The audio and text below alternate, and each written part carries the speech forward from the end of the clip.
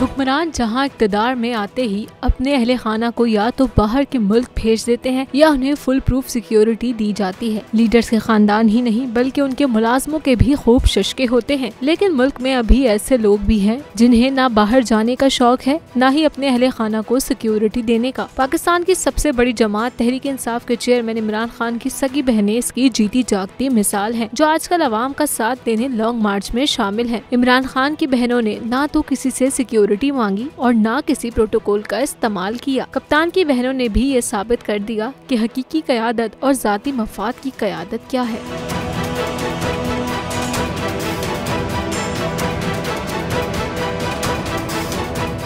PTI का हकीकी आज़ादी मार्च सिर्फ बोल दिखा रहा है। 24 घंटे हकीकी आज़ादी मार्च सबसे ज्यादा रील्स और सबसे ज्यादा रेटिंग्स के साथ बोल रहा नंबर 1।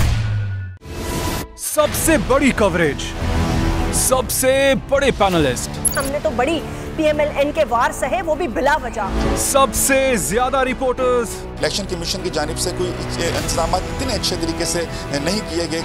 बोल की रिवायत, सबसे पहला नतीजा। अहम खबर है बहावलनगर भी कप्तान का पीटीआई कामयाब, मुकम्मल गैर हतमी गैर सरकारी नतीजा सिर्फ बोल न्यूज पर। लम्हा बा लम्हा इलेक्शन की खबर सिर्फ बोल पर। सब्सक्राइब करें और बेल दबाएं ताकि कोई खबर रह न जाए।